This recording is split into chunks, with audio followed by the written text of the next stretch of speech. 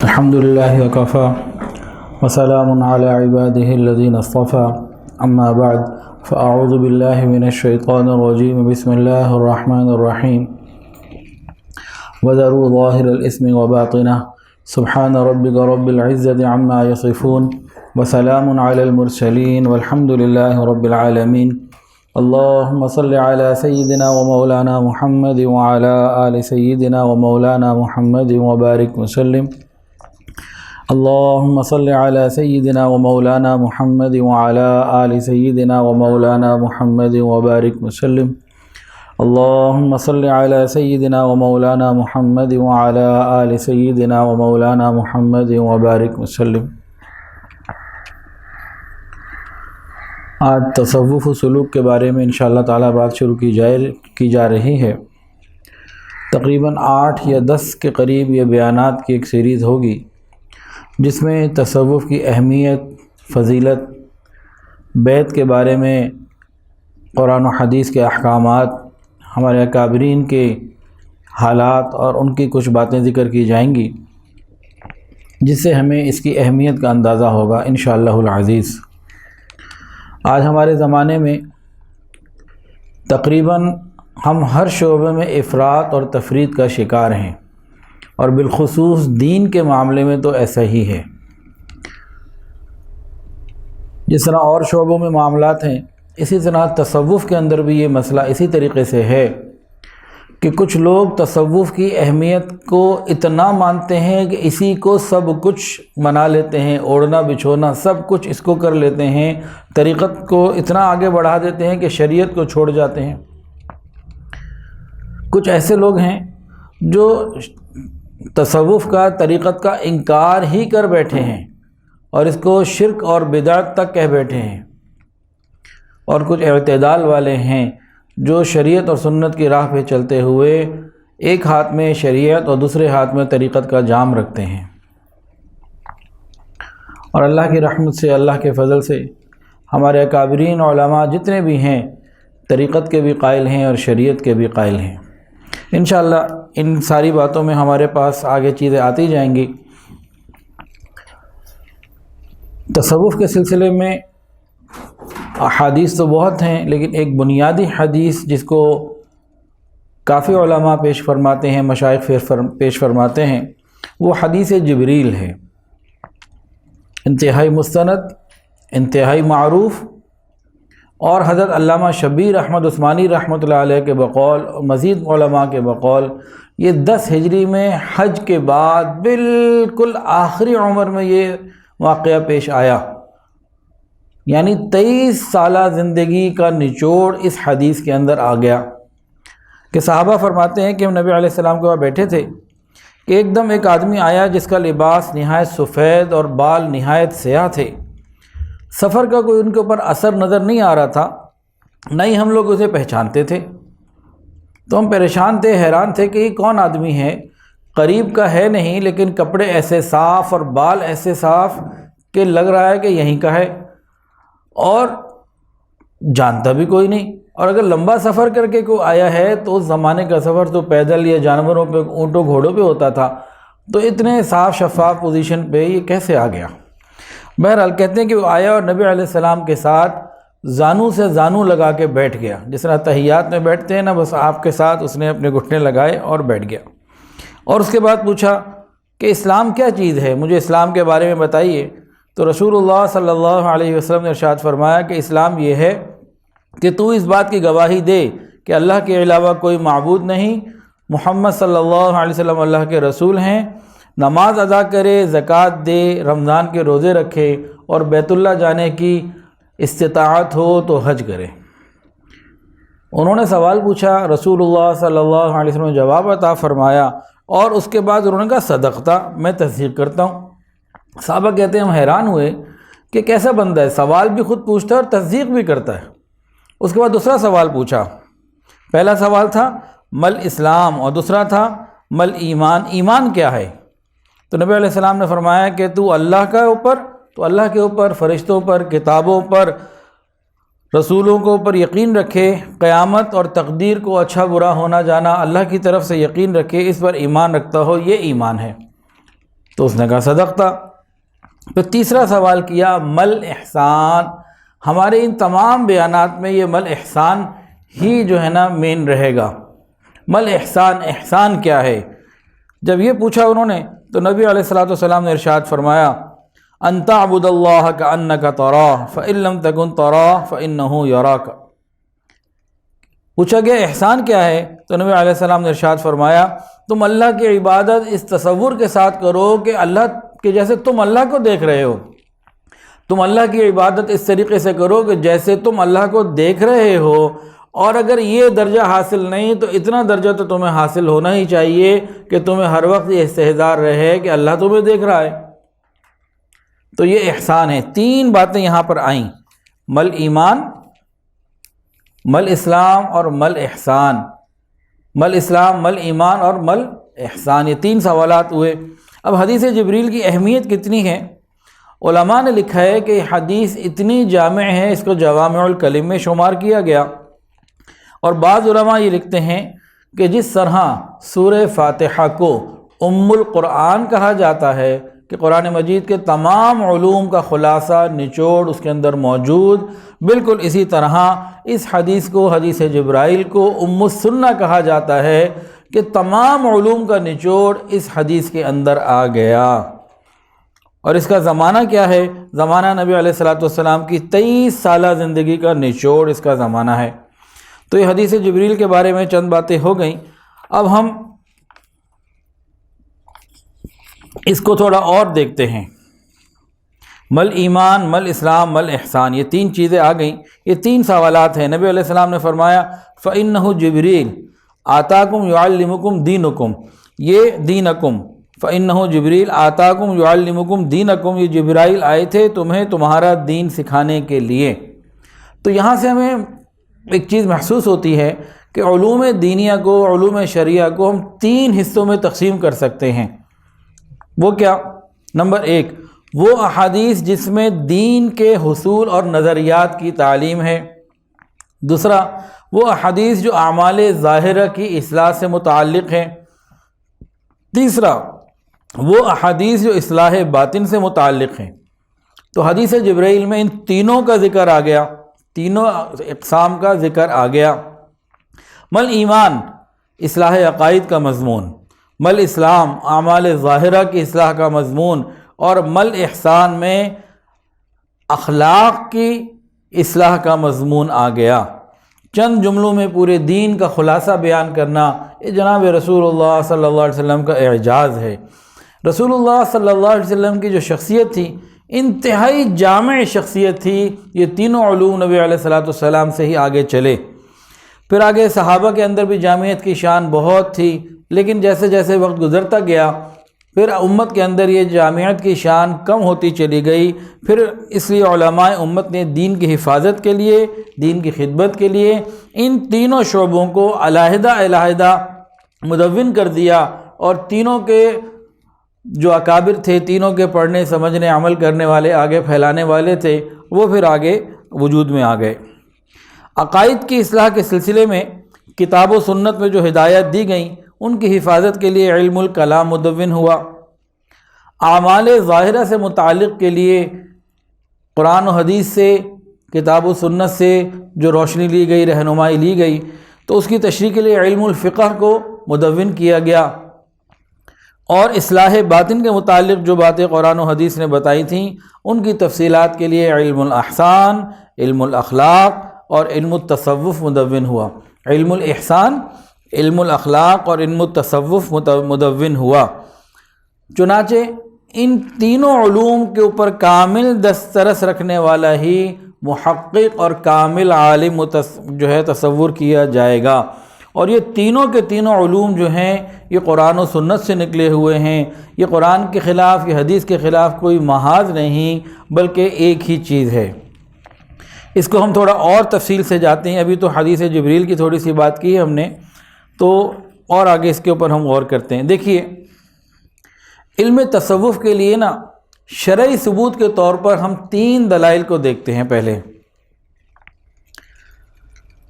دلیل نمبر 1، اللہ رب العزت قرآن مجید میں فرماتے ہیں وَذَرُوا ظَاهِرَ الْإِثْمِ وَبَاطِنَهُ، وَذَرُوا ظَاهِرَ الْإِثْمِ وَبَاطِنَهُ، اور تم ظاہری اور باطنی دونوں قسم کے گناہوں کو چھوڑ دو۔ اب تفسیر خازن میں اس آیت کے تحت لکھا ہوا ہے کہ ظاہری گناہ سے مراد اعضاء اور جوارح کے گناہ ہیں، اور باطنی گناہ سے مراد دل کے گناہ ہیں۔ باطنی گناہ ہیں، باطنی گناہوں سے بچنا۔ تو اب اس کے اندر نا اعمال انسان کی 3 قسمیں آ گئیں، ہمارے اعمال کی 3 اقسام آ گئیں۔ نمبر 1، قسم اول کیا ہے؟ وہ اعمال جن کا تعلق صرف انسان کے ظاہر سے ہے، وہ اعمال جن کا تعلق صرف انسان کے ظاہر سے ہے۔ دوسری قسم، وہ اعمال جن کا تعلق فقط انسان کے باطن سے ہے۔ تیسری قسم، وہ اعمال جن کا تعلق انسان کے ظاہر سے بھی ہے اور باطن سے بھی ہے، یعنی ایک ظاہری اعمال، ایک باطنی اعمال، اور ایک قسم ہے جس میں دونوں کو شامل ہے۔ اب قسم اول جو ہے وہ کیا ہے؟ فرمایا کلوا واشربوا ولا تسرفوا، کھاؤ اور پیو اور اسراف نہ کرو۔ قل للمؤمنین یغضوا من ابصارہم، مومنین مردوں سے کہہ دیجئے اپنی نگاہوں کو نیچا رکھیں۔ فاعتزلوا النساء فی المحیض، عورتوں سے حیض کے دوران علیحدہ رہو۔ تو یہ وہ آیات ہیں قرآن مجید کی جو اعمال ظاہرہ سے متعلق ہیں۔ اب اعمال باطنہ سے متعلق کون سی آیات ہیں؟ وَتَوَكَّلْ عَلَى اللَّهِ، اور اللہ پر توکل کرو۔ اب توکل نظر تو نہیں آتا، توکل کرنے کا حکم، لیکن ظاہری طور پہ اس کا کوئی جسم نہیں۔ وَأُفَوِّضُ أَمْرِي إِلَى اللَّهِ، میں اپنا کام اللہ کے سپرد کرتا ہوں۔ فَلَا تَخْشَوْهُمْ وَاخْشَوْنِي، تم کسی سے مت ڈرو، صرف مجھ سے ڈرو۔ یہ اعمال باطنہ ہیں۔ اچھا، وہ تیسری قسم جس میں ظاہری اور باطنی دونوں قسم کے اعمال شامل ہیں، اس کے بارے میں قرآن مجید میں آتا ہے وَإِذَا قَامُوا إِلَى الصَّلَاةِ قَامُوا كُسَالَىٰ يُرَاءُونَ النَّاسَ، اس میں شروع میں ظاہر کا حکم آیا اور آخر میں باطن کی بات آ گئی۔ بتایا کہ جب کھڑے ہوتے ہیں تو نماز میں سستی کے ساتھ کھڑے ہوتے ہیں، یہ ان کا ظاہر ہے۔ یراؤن الناس، لوگوں کو دکھاوے کے لیے نماز پڑھتے ہیں کہ لوگ دیکھ رہے ہیں کہ ہم نماز پڑھ رہے ہیں۔ تو یہ دونوں چیزیں آ گئیں۔ اب غور کیجئے، اعمال کے ظاہری حصے کا تعلق یہ قول سے ہے، یعنی علم فقہ سے ہے، اور اعمال کے باطنی حصے کا تعلق علم حال سے ہے، یعنی تصوف سے ہے۔ اعمال کے ظاہری حصے کا تعلق قول یعنی فقہ سے ہے، اور اعمال کے باطنی حصے کا تعلق حال یعنی تصوف سے ہے۔ اور یہ دونوں علوم صحابہ کرام نے رسول اللہ صلی اللہ علیہ وسلم سے سیکھے تھے۔ ہمیں بھی ان دونوں علوم کی فکر کرنے کی ضرورت۔ سنیے، حضرت ابو ہریرہ رضی اللہ تعالیٰ عنہ سے روایت ہے، فرماتے ہیں کہ میں نے رسول اللہ صلی اللہ علیہ وسلم سے علم کے 2 برتن حفاظت میں لیے۔ ایک کو تو میں نے لوگوں میں خوب پھیلا دیا، اور دوسرے کو اگر پھیلا دوں تو میری گردن لوگ کاٹ دیں۔ یہ ان کی بات کا مفہوم ہے۔ تو اس سے ثابت ہوتا ہے کہ حضرت ابو ہریرہ نے نبی علیہ السلام سے 2 علوم سیکھے، ایک علم قول اور ایک علم حال۔ سیدنا عمر ابن خطاب رضی اللہ تعالی عنہ، امیر المومنین کا جب انتقال ہو گیا اور آپ کی تدفین ہو گئی، اس کے بعد ایک مجلس میں صحابہ کرام بیٹھے ہوئے تھے، تو حضرت عبداللہ ابن مسعود رضی اللہ تعالی عنہ جو 6 نمبر پہ مسلمان ہوئے تھے، سابقون الاولین میں سے ہیں، کان من السابقین، اس اتنے قدیمی صحابہ ہیں، شروع سے اور آخر تک رسول اللہ کے ساتھ رہے۔ وہ فرماتے ہیں، ایک وہ صحابی جو آخر وقت میں مسلمان ہوئے، ان کا اپنا بہت بڑا مقام، لیکن یہ تو بالکل شروع کے مسلمان تھے، نبی علیہ السلام کے ساتھ 23 سال انہوں نے رفاقت میں تقریباً گزارے ہیں۔ یہ فرماتے ہیں، ایک مجلس میں بیٹھے ہوئے تھے تو حضرت عبداللہ ابن مسعود رضی اللہ تعالیٰ نے فرمایا کہ آج 10 میں سے 9 حصے علم دفن ہو گیا، فوت ہو گیا۔ حضرت عمر فاروق رضی اللہ عنہ کی تدفین کے بعد انہوں نے کیا فرمایا مجلس میں بیٹھ کے؟ آج 10 میں سے 9 حصے علم فوت ہو گیا۔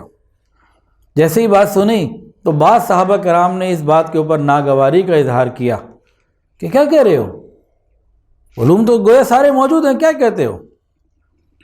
تو حضرت عبداللہ ابن مسعود رضی اللہ تعالیٰ عنہ نے فرمایا، اس سے مراد حیض و نفاس کا علم نہیں، بلکہ میری مراد علم باللہ ہے۔ یہ جواب سن کر تمام صحابہ خاموش بھی ہو گئے اور مطمئن بھی ہو گئے۔ تو صحابہ کرام کا اجماعی سکوتی اس کے اوپر ثابت ہوا، اور صاف ظاہر ہے کہ صحابہ کرام کسی غیر شرعی بات کے اوپر خاموش نہیں رہ سکتے تھے، وہ باطل کے خلاف ایک ننگی تلوار تھے۔ حضرت علی رضی اللہ تعالیٰ عنہ نے فرمایا کہ رسول اللہ صلی اللہ علیہ وسلم نے مجھے علم کے 70 ابواب بتا رکھے ہیں، اور میرے سوا یہ علم کسی اور کو آپ نے نہیں بتایا۔ صحابہ کرام میں سے بعض ایسے بھی تھے جنہیں کسی خاص نوعیت کا علم دے دیا جاتا تھا، جیسے حضرت حذیفہ رضی اللہ تعالیٰ عنہ کو نبی علیہ السلام نے منافقین کے نام بتا دیے تھے کہ فلاں فلاں منافق ہے، یہ علم ان کو عطا کیا گیا تھا، لیکن ساتھ تاکید کر دی گئی تھی راز رکھنا، کسی کو نہ بتانا، حتیٰ کہ حضرت عمر رضی اللہ عنہ جیسے جلیل القدر صحابی وہ ان سے پوچھتے تھے کہیں میرا نام تو اس میں شامل نہیں اس لسٹ میں۔ تو بعض علوم ایسے تھے جو صرف بعض کو ملے۔ اچھا، ایک اور حقیقت بھی ہے، بعض تابعین حضرات علم قال میں فقہ کے اندر صحابہ سے آگے تھے، بعض تابعین حضرات علم قال میں فقہ میں بہت آگے تھے، اور ان میں سے بعض صحابہ کرام علم قال میں نسبتاً کم علم رکھا کرتے تھے، ایسا بھی کتابوں میں موجود ہے۔ چنانچہ حضرت عبداللہ ابن عباس رضی اللہ عنہما سے بعض دفعہ مسئلہ پوچھا جاتا تو فرماتے جابر ابن عبداللہ سے پوچھو اور اہل بصرہ ان کے فتوے پر عمل کریں۔ حضرت عبداللہ ابن عمر رضی اللہ عنہما بعض مرتبہ فرماتے سعید ابن مسیب سے بھی یہ مسئلہ جا کے پوچھو۔ حضرت انس بن مالک فرمایا کرتے تھے حسن بصری سے پوچھو، انہوں نے مسئلے یاد رکھے ہوئے ہیں اور ہم بھول گئے ہیں۔ حالانکہ یہ طے شدہ بات ہے کہ یقین و معرفت یعنی علم حال میں صحابہ کرام کو تابعین کے اوپر ایسی ہی فضیلت حاصل تھی جیسی سورج کو فضیلت ہوتی ہے ایک چراغ کے اوپر۔ تو صحابہ کرام کا یقین اور ان کا اللہ کے اوپر اللہ کے ساتھ تعلق، علم باللہ، توکل علی اللہ، وہ پوری امت سے زیادہ تھا، اس میں کوئی بھی ان کا مقابلہ نہیں کر سکتا۔ کیوں کہ رسول اللہ صلی اللہ علیہ وسلم کی ڈائریکٹ صحبت جو ان کو ملی تو ان کے جو مراحل اور مدارج طے ہو گئے وہ پھر بعد میں کسی اور کے نہ ہو سکے۔ ایک حدیث سنیے جسے حکیم ترمذی رحمۃ اللہ علیہ نے نوادر الاصول میں اور اس کے علاوہ مزید کتابوں میں حدیث کی بات موجود ہے۔ ایک مرتبہ نبی علیہ السلام نے اپنے ایک صحابی سے پوچھا، ان کا نام تھا حارث، اے حارث کیف اصبحت، کیسی صبح کی؟ تو انہوں نے جواب دیا، یا رسول اللہ میں نے اللہ پر سچے ایمان کی حالت میں اللہ تعالیٰ کے اوپر سچے اور کامل ایمان کی حالت میں صبح کی۔ حضور نے فرمایا انظر ما تقول، دیکھ تو کیا کہہ رہے، ہر بات کی کوئی حقیقت ہوتی ہے تو تمہارے ایمان کی کیا حقیقت ہے؟ تو حضرت حارث نے نبی علیہ السلام کو جواب دیا، عرض کیا کہ میں نے اپنے نفس سے علیحدگی اختیار کی، اسے دنیا سے پھیر دیا، جس کے نتیجے میں میری نظر میں اس دنیا کے پتھر، مٹی، سونا، چاندی سب برابر ہو گئے، میں رات کو جاگتا ہوں اور دن میں پیاسا رہتا ہوں۔ یا رسول اللہ میری یہ کیفیت ہے کہ میں اللہ تعالیٰ کے عرش کو اپنی آنکھوں سے دیکھ رہا ہوں، اور گویا کہ میں جنت میں اہل جنت کو ایک دوسرے سے ملتے ہوئے دیکھ رہا ہوں، اور جہنم میں اہل جہنم کو چلاتے ہوئے دیکھ رہا ہوں۔ اپنی انہوں نے ایک کیفیت جب بتائی تو رسول اللہ صلی اللہ علیہ وسلم ارشاد فرمایا، یا حارثہ عرفت فالزم، تو جان گیا ہے اب قائم رہے، جمع رہے اس کے اوپر۔ ایک صحابی نے نبی علیہ السلام کو اپنی کیفیت کو بتائی اور نبی علیہ السلام نے اس کے اوپر تصدیق کر دی کہ تمہاری کیفیت صحیح ہے، تم جان گئے ہو، اب تم اس کے اوپر جمے رہو۔ حضرت عامر ابن عبداللہ رضی اللہ عنہ سے منقول ہے، وہ فرماتے ہیں اگر جنت اور جہنم مجھے نظر بھی آ جائیں تو میرے یقین میں اضافہ نہ ہو۔ دیکھیں میں نے اور آپ نے جنت کا بھی سنا ہے، جہنم کا بھی سنا، لیکن دیکھا نہیں ہوا، تو ہمارے پاس علم الیقین تو ہے، حق الیقین نہیں ہے۔ صحابہ کو نبی علیہ السلام کی صحبت سے جنت اور جہنم کا حق الیقین بھی عطا ہو گیا تھا۔ حضرت ابوبکر صدیق رضی اللہ تعالی عنہ، ان کے بارے میں کتابوں میں بات لکھی ہوئی ہے کہ حضرت ابوبکر صدیق رضی اللہ تعالیٰ عنہ کی جو لوگوں کے اوپر فضیلت تھی، یہ کثرت روزہ اور کثرت نماز کی وجہ سے نہیں تھی، بلکہ ان کے دل کے یقین اور معرفت کی وجہ سے تھی۔ یہ ممکن ہے کہ کوئی اور صحابی روزے میں ان سے زیادہ روزے رکھ لیتے ہوں، نفل ان سے زیادہ پڑھ لیتے ہوں، تہجد ان سے زیادہ پڑھ لیتے ہوں، تو حضرت ابوبکر صدیق رضی اللہ تعالیٰ عنہ کو جو باقی صحابہ پر فضیلت حاصل تھی وہ کثرت سجود کی وجہ سے نہیں تھی، کثرت روزہ یا نماز کی وجہ سے نہیں تھی، بلکہ دل کے یقین اور معرفت کی وجہ سے تھی۔ اسی یقین اور معرفت کا نام علم حال ہے، یعنی تصوف ہے، اور یہ علم کتابیں پڑھنے سے حاصل نہیں ہوتا، اس کا کوئی کورس نہیں ہے جی فلاں کتاب پڑھ لو تو یہ علم مل جائے گا، یہ تو ترک لذات، خواہش نفسانی جو حرام ہوتی ہیں ان کو چھوڑ دینے سے حاصل ہوتا ہے۔ چنانچہ حضرت حسن بصری رحمۃ اللہ علیہ فرمایا کرتے تھے، ہم نے تصوف کا علم قیل و قال کے ذریعے حاصل نہیں کیا، بلکہ دنیا اور اس کی لذتوں کو چھوڑ دینے سے حاصل کیا ہے۔ بس معلوم ہوا، ثابت ہو گیا کہ علم قال اور علم حال دونوں کے دونوں جو چشمے ہیں یہ نبی علیہ الصلوۃ والسلام کے فیضان ہی سے جاری ہوئے ہیں، تو یہ دونوں کے دونوں ایک دوسرے کے ساتھ ہیں۔ اور بھی ہم آگے چلتے ہیں، یہ ہمارے جو بیانات ہوں گے اس میں ذرا باتیں اس قسم کی اس تحقیقی آئیں گی کہ ہمارے لیے ان کو سمجھنا آسان ہو جائے، بلکہ کچھ کتابیں ایسی ہیں جن کے نام آپ نوٹ کر لیجئے، تو ان کو پڑھنے سے مزید اس میں انشاءاللہ العزیز آسانی آ جائے گی۔ میں تو خلاصہ ہی بعض چیزوں کا عرض کر سکوں گا۔ حضرت پیر حافظ ذوالفقار احمد نقشبندی دامت برکاتہ العالیہ، حضرت جی کی دامت برکاتہ کی کتابیں ہیں، یہ ہم سب کو ضرور پڑھنی چاہیے۔ جو ابتدائی درجے کے لوگ ہیں، جو ابھی بیعت ہوئے ہیں اور ابتدائی اسباق میں ہیں، ان کے لیے جو کتابیں ہیں زیادہ مفید پڑھنے کی تصوف کے اعتبار سے، اس میں ایک کتاب ہے تصوف و سلوک، دوسری کتاب ہے با ادب با نصیب، اور تیسری کتاب ہے معمولات سلسلہ عالیہ نقشبندیہ، اور چوتھی کتاب ہے شجرہ طیبہ۔ تو یہ چار کتابیں اگر پہلے پڑھ لی جائیں تو اچھا رہے گا، پھر ان کے ساتھ مزید اور کتابیں ہیں ان کو بھی پھر پڑھا جائے۔ رہے سلامت تمہاری نسبت، معارف السلوک، مدارج السلوک، زبدۃ السلوک، مقامات السلوک، یہ ساری کتابیں حضرت جی کی ہیں، حضرت پیر حافظ ذوالفقار احمد نقشبندی دامت برکاتہ العالیہ کی۔ ان کتابوں کو اگر پڑھ لیا جائے تو بہت ساری چیزیں انشاءاللہ العزیز ہمارے لیے آسان ہو جائیں گی۔ حضرت امام ربانی مجدد الفسانی رحمۃ اللہ علیہ اپنے ایک مکتوب میں ملا حاجی محمد لاہوری رحمۃ اللہ کو تحریر فرماتے ہیں کہ جب شریعت متحقق ہو جاتی ہے تو اللہ تعالیٰ کی رضا حاصل ہو جاتی ہے، جو تمام دنیاوی اور اخروی سعادتوں سے بالا تر ہے۔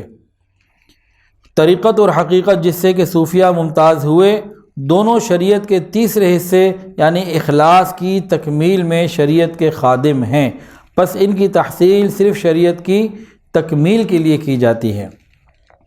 اور شیخ زروق رحمۃ اللہ علیہ اپنی کتاب ایقاظ الہمم میں لکھتے ہیں کہ تصوف کی نسبت دین کے ساتھ اسی طرح ہے جس طرح روح کی نسبت جسم کے ساتھ ہے۔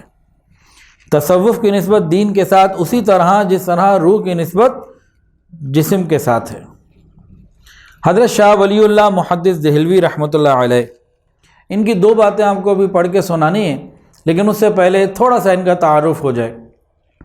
حضرت شاہ ولی اللہ محدث دہلوی رحمۃ اللہ علیہ، ان کے بارے میں ایک بات تو یہ ہے کہ برصغیر پاک و ہند میں جتنے علماء کرام ہیں، ان سب کی جو حدیث کی سند ہے وہ یہیں سے ہو کے گزرتی ہے، ان سے ہی ہو کے گزرتی ہے۔ یہ مرکز الاسانید ہیں، جتنے بھی ہیں علماء جب اپنی سند پڑھتے ہیں اور امام بخاری رحمۃ اللہ علیہ تک اور آگے رسول اللہ صلی اللہ علیہ وسلم تک پہنچتے ہیں، متصل ہوتے ہیں، تو درمیان میں یہ نام ہر ایک کی سند میں آتا ہے۔ وہ نام کیا ہے؟ حضرت شاہ ولی اللہ محدث دہلوی رحمۃ اللہ علیہ۔ تصوف میں ان کا کتنا مقام تھا کہ سلسلہ عالیہ نقشبندیہ کے ایک بہت بڑے بزرگ گزرے ہیں، حضرت مرزا مظہر جان جانا رحمۃ اللہ علیہ، وہ فرماتے تھے کہ میں کشف کی نظر سے ساری دنیا کو ایسے دیکھتا ہوں جیسے کوئی ہاتھ میں رکھا ہوا گندم کا دانہ دیکھتا ہے، اور اس کے بعد یہ فرماتے کہ میں یہ دیکھتا ہوں کہ اس وقت روئے زمین کے اوپر شاہ ولی اللہ محدث دہلوی رحمۃ اللہ علیہ سے زیادہ اور کوئی بھی بڑا نہیں۔ اب یہ ایک دم مجھے بھول رہا ہے کہ یہ ان دونوں میں سے کسی ایک نے ایک دوسرے کے لیے کہا تھا۔ بہرحال حضرت شاہ ولی اللہ محدث دہلوی رحمۃ اللہ علیہ جو ہیں بہت بڑے بزرگ، ان کی دو باتیں سن لیجئے۔ فرماتے ہیں کہ مقصود صوفیہ کے طریقہ عالیہ کا مشاہدہ حق کا حصول ہے، کأنک تراہ، اور اس حضور کا نام انہوں نے مشاہدہ بالقلب رکھا ہے۔ اور فرماتے ہیں کہ ہماری صحبت اور ہماری تعلیم جو آداب، تصوف، سلوک سے تعلق رکھتی ہے، یہ حضور صلی اللہ علیہ وسلم سے سند متصل، صحیح اور جاری کے ذریعے ملتی ہے۔ مرکز الاسانید حضرت شاہ ولی اللہ محدث دہلوی رحمۃ اللہ علیہ فرماتے ہیں کہ ہماری جو تصوف و سلوک کی تعلیم ہے یہ حدیث متصل اور سند متصل کے ساتھ نبی علیہ السلام سے ملتی ہے۔ ایک ہوتی ہے حدیث متواتر۔ حدیث متواتر کسے کہتے ہیں؟ اہل اصول اس کا اصول لکھتے ہیں کہ حدیث متواتر کی تعریف اور اس کے قطعی ثبوت ہونے کی دلیل کیا ہے؟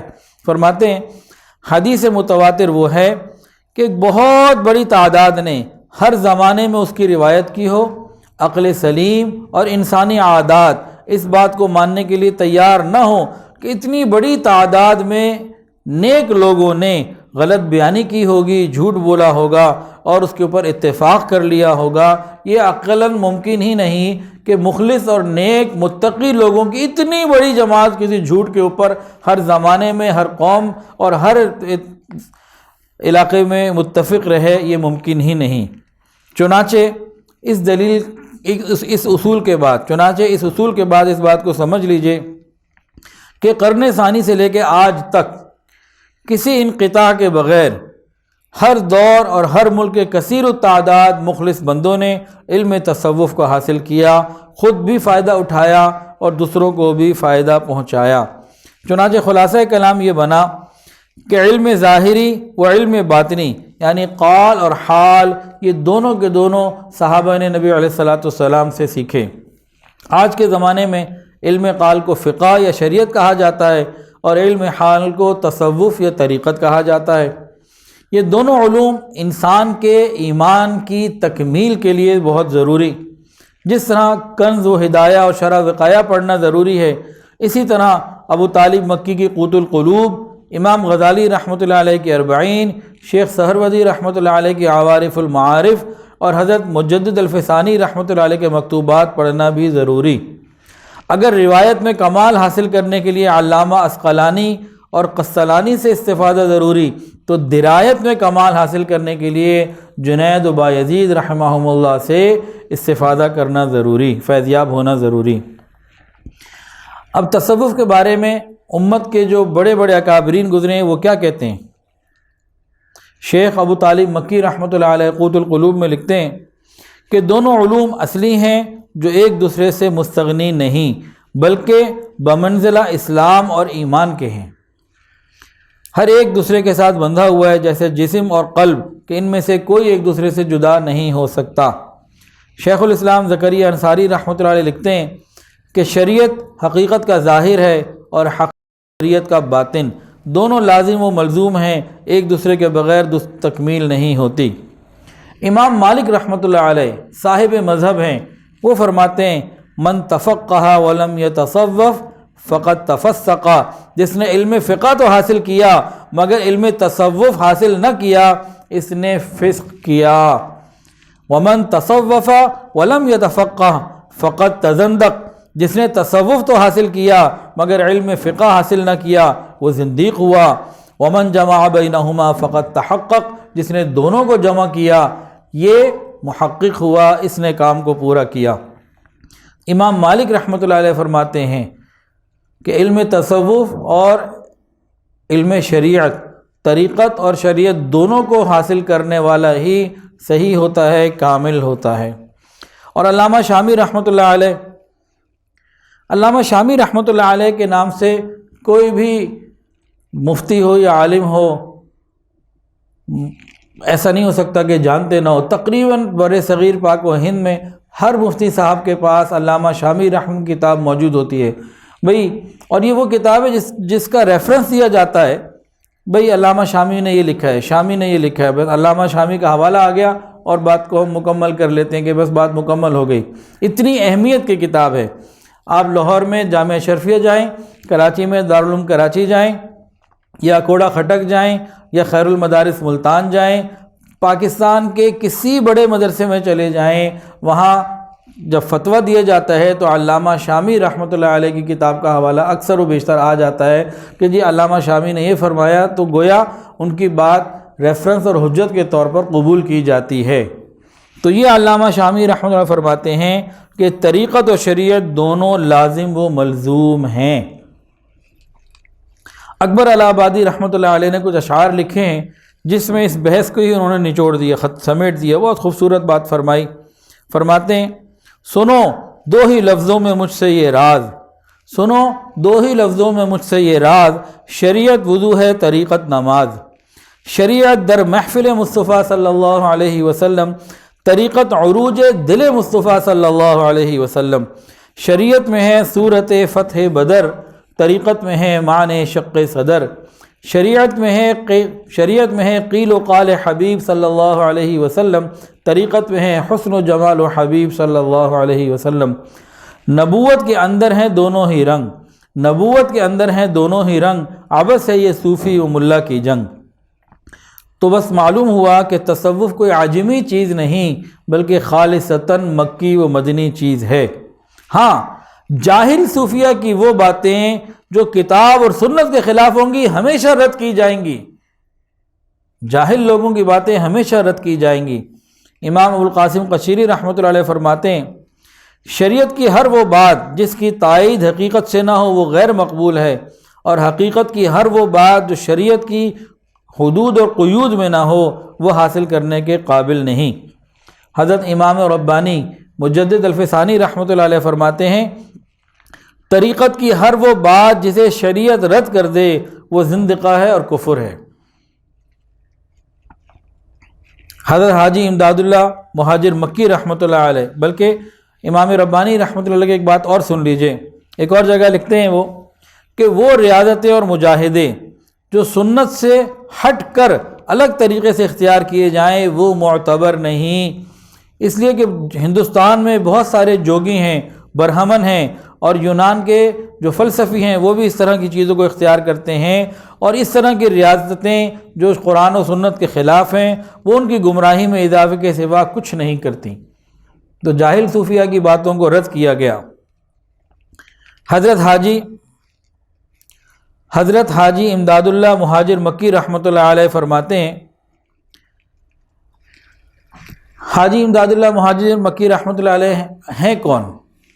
ان کا تعارف بھی سب کو ہے، یہ سید الطائفہ کہلاتے ہیں۔ ہمارے اکابرین جو ان سے بیعت تھے ان کے نام سنیے، حضرت مولانا اشرف علی تھانوی رحمۃ اللہ علیہ، حضرت مولانا رشید احمد گنگوہی رحمۃ اللہ علیہ، اور اس وقت اس طریقے کے اتنے بڑے بڑے جبال العلم مزید بھی اکابرین ان سے ہی بیعت تھے۔ حضرت مولانا اشرف علی تھانوی رحمۃ اللہ علیہ کے اگر آپ نیچے خلفاء میں آ جائیں تو پورے پاکستان میں چاروں طرف ان کا ایک زبردست قسم کا اثر ہے۔ علامہ شبیر احمد عثمانی رحمۃ اللہ علیہ، حضرت مفتی محمد شفیع رحمۃ اللہ علیہ، حضرت مولانا مفتی محمد حسن رحمۃ اللہ علیہ جامعہ اشرفیہ لاہور، اور حضرت مولانا خیر محمد جالندری رحمۃ اللہ علیہ خیر المدارس ملتان۔ تو ہمارے اس وقت جتنے اکابرین ہیں جو بڑے بڑے مدرسے اس وقت پاکستان میں موجود ہیں تقریباً ان کا تعلق حضرت تھانوی رحمۃ اللہ علیہ اور حضرت تھانوی کا تعلق حاجی امداد اللہ مہاجر مکی رحمۃ اللہ علیہ سے۔ تو یہ تعارف کرانا اس لیے ضروری سمجھا کہ ہمیں اہمیت کا اندازہ ہو جائے کہ تصوف ہمارے اکابرین میں کس درجے تک مقبول رہا ہے اور آج بھی ہے۔ حضرت حاجی امداد اللہ مہاجر مکی رحمۃ اللہ علیہ فرماتے ہیں کہ بعض جہلا جو کہہ دیتے ہیں کہ شریعت اور ہے اور طریقت اور، یہ ان کی کم فہمی ہے، انہیں پتہ نہیں پورا۔ طریقت بے شریعت خدا کے گھر مقبول نہیں۔ اور آگے فرماتے ہیں کہ صفائی قلب کفار کو بھی حاصل ہو جاتی ہے۔ کہتے ہیں کہ دل کا حال آئینے کی طرح ہے، اگر آئینہ زنگ آلود ہو تو پیشاب سے بھی اس کا زنگ دور کیا جا سکتا ہے اور گلاب سے بھی اس کا زنگ دور کیا جا سکتا ہے، لیکن فرق نجاست کا اور طہارت کا ہے۔ ولی اللہ کو پہچاننے کے لیے اتباع سنت ہی کسوٹی ہے۔ جو متبع سنت ہے وہ اللہ کا دوست ہے، اور اگر کوئی بدعتی ہے تو وہ فقط بیہودہ ہے۔ اور کہا کہ خرق عادات جسے لوگ کرامت کہہ دیتے ہیں، یہ تو دجال سے بھی ہوں گی، تو اس سے کوئی ولی اللہ تو نہیں ہو جائے گا۔ آگے لکھتے ہیں کہ سالک کو چاہیے کہ علم تصوف ان حضرات سے سیکھے جن کا علم و عمل قال و حال کتاب و سنت کے عین مطابق ہو۔ جاہل اور بے عمل صوفیہ کی بات کو قبول نہیں کیا جائے گا۔ اب تصوف کیا ہے، اس کے بارے میں بزرگوں کے چند اقوال سن لیجئے۔ حضرت جنید بغدادی رحمۃ اللہ علیہ کے استاد فرماتے ہیں کہ تصوف ان کریمانہ اخلاق کا نام ہے جو کسی کریم زمانے میں کسی کریم شخص سے لوگوں کے سامنے ظہور پذیر ہوں۔ جنید بغدادی رحمۃ اللہ نے فرمایا کہ تصوف یہ ہے کہ تو مخلوق سے منہ موڑ لے اور اللہ سے رشتہ جوڑ لے۔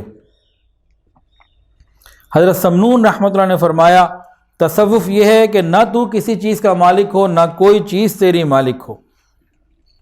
حضرت ابو محمد جریری رحمۃ اللہ نے فرمایا کہ تصوف نام ہے ہر قسم کے اچھے اخلاق کے اندر داخل ہونے کا اور ہر قسم کے برے اخلاق کا اندر سے نکل جانے کا۔ حضرت عمر ابن عثمان مکی فرماتے ہیں کہ تصوف یہ ہے کہ بندہ ہر لمحہ ایسے عمل میں مشغول ہو جو لمحہ اس کے لیے زیادہ مناسب ہو۔ حضرت محمد ابن علی ابن حسین ابن علی ابن طالب فرماتے ہیں کہ تصوف اچھے اخلاق کا دوسرا نام ہے، جو اچھے اخلاق میں تجھ سے زیادہ ہے وہ تصوف میں تجھ سے زیادہ ہے۔ یہ امام حسین رضی اللہ عنہ کے پوتے ہیں۔ حضرت ابو حفص نیشا پوری رحمہ اللہ نے فرمایا کہ تصوف آداب ہی آداب ہیں، ہر وقت کا ادب، ہر جگہ کا ادب اور ہر حال کا ادب۔ معروف کرخی رحمۃ اللہ علیہ فرماتے ہیں کہ تصوف ہر چیز کی حقیقت کو جاننے اور جو کچھ لوگوں کے پاس سے اسے مایوس ہو جانے کا نام ہے۔ حضرت ابو الحسن شنجہ رحمۃ اللہ علیہ فرماتے ہیں کہ ایک وقت تھا تصوف حقیقت تھی لیکن بے نام، آج تصوف کا نام تو بہت ہے لیکن اس کی حقیقت موجود نہیں۔ ابو حمزہ بغدادی رحمۃ اللہ علیہ فرماتے ہیں کہ تصوف درگزر کو اختیار کرنا، اچھے کاموں کا حکم دینا اور جاہلوں سے اعراض کرنا ہے۔ حضرت خواجہ بہاؤالدین نقشبند بخاری رحمۃ اللہ نے فرمایا کہ تصوف یہ ہے کہ اجمالی معاملہ تفصیلی ہو جائے اور استدلالی معاملہ کشفی ہو جائے۔ حضرت امام ربانی مجدد الفسانی رحمۃ اللہ نے فرمایا کہ تصوف شریعت پر اخلاص سے عمل کرنے کا نام ہے، اور حضرت مولانا اشرف علی تھانوی رحمۃ اللہ نے فرمایا کہ تصوف اپنے آپ کو مٹا دینے کا نام ہے۔ حضرت شیخ الحدیث حضرت مولانا زکریا رحمۃ اللہ علیہ فضائل اعمال ان کی کتاب پوری دنیا میں پڑھی جاتی ہے، انہوں نے فرمایا تصوف کی ابتدا ہے انما الاعمال بالنیات، اور تصوف کی انتہا ہے ان تعبد اللہ کانک تراہ، کہ تصوف کی ابتدا یہ ہے کہ انسان کی نیت ٹھیک ہو جائے اور انتہا یہ ہے کہ انسان عبادت ایسے کرے جیسے کہ وہ اللہ کو دیکھ رہا ہے۔ حضرت جی دامت برکاتہم فرماتے ہیں تصوف کے بارے میں کہ تصوف کیا چیز ہے، لکھتے ہیں کہ کسی بھی گاڑی کو منزل پر پہنچنے کے لیے دو چیزوں کی ضرورت ہوتی ہے، ایک تو یہ کہ سڑک ٹھیک ہو، دوسرا یہ کہ گاڑی میں پیٹرول بھی ہو۔ اگر سڑک ٹھیک نہ ہو تو بھی گاڑی نہیں چل سکتی، اگر پیٹرول نہ ہو تو بھی گاڑی نہیں چل سکتی، دونوں چیزیں لازم و ملزوم ہیں۔ بس انسان کی مثال گاڑی کی سی ہے، اور شریعت کی مثال راستے کی سی ہے، اور طریقت کی مثال پیٹرول کی سی ہے۔ انسان اگر وصول الی اللہ کی منزل پر پہنچنا چاہے تو اسے شریعت کے راستے اور طریقت کے پیٹرول دونوں کی ضرورت پڑے گی۔ لہذا جو لوگ شریعت و طریقت میں سے کسی ایک چیز کے بھی منکر ہیں وہ اپنی گاڑی کو ایسے ہی راستے میں رکا ہوا پائیں گے۔ کامیاب زندگی یہ ہے کہ انسان ففروا الی اللہ کے حکم پر لبیک کہتے ہوئے تخلقوا باخلاق اللہ کے مطابق اخلاق خداوندی سے اپنے آپ کو تیار کرتے ہوئے اور اوصاف محمدی سے اپنے آپ کو زیب و زینت دیتے ہوئے زندگی گزاریں، تاکہ انابو الی اللہ کی جماعت میں شامل ہو کر لہم البشریٰ کی بشارت اور ورضوان من اللہ اکبر کی منزل پر پہنچے، اور اسی کا نام تصوف ہے۔ ابھی ہمارے پاس چند منٹ باقی ہیں جس میں ہم کچھ ایک اور بات کی ابھی تھوڑی سی بات کر لیتے ہیں، پھر یہ سلسلہ آگے انشاءاللہ ہم لے کے چلیں گے۔ ہمارے ہاں تصوف میں جو بھی کوئی سلسلے میں داخل ہونا چاہتا ہے تو اس کو بیعت کیا جاتا ہے، لوگوں کی کال آتی ہے بیعت کر لیں، صحبت میں آتے ہیں، مجلس میں آتے ہیں، بیعت ہونے کی نیت سے آتے ہیں۔ تو انسان یہ جو بیعت ہوتا ہے اس سلسلے میں قرآن و حدیث کے اندر کیا احکامات ہیں اور کیا اس کی شرعی حیثیت ہے، اس کے بارے میں بھی چند باتیں۔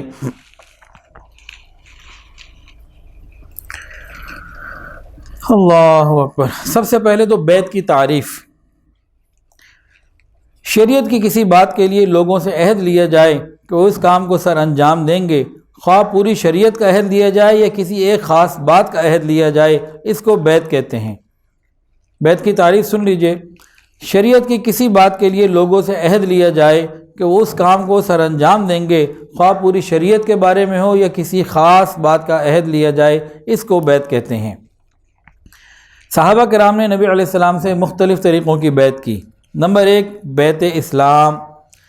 جب کوئی دین اسلام میں داخل ہوتا اور کفر اور شرک سے بیزاری کا اظہار کرنا چاہتا تو رسول اللہ صلی اللہ علیہ وسلم اس سے بیعت لیا کرتے تھے، اور اس بیعت کے بارے میں ہر آدمی متفق ہے کہ کوئی بھی آتا بیعت ہوتا تو ہی پھر نبی علیہ السلام کے صحابہ میں شامل ہو جاتا۔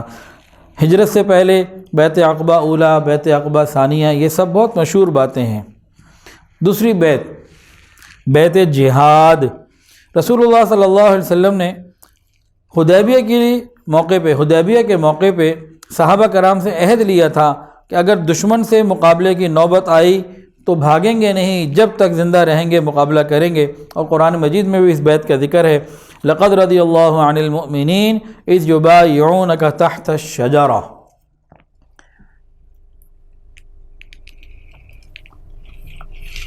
ایک تھی بیعت ہجرت، اس کے اوپر بھی نبی علیہ السلام نے ہجرت کے لیے بیعت کی۔ حارث بن زیاد فرماتے ہیں کہ میں خندق کے دن نبی علیہ السلام کی خدمت میں حاضر ہوا، آپ صلی اللہ علیہ وسلم لوگوں سے ہجرت پر بیعت لے رہے تھے۔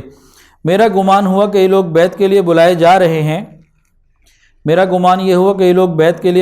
رہے ہیں، میں نے عرض کیا یا رسول اللہ اس سے بھی ہجرت پر بیعت لے لیجئے۔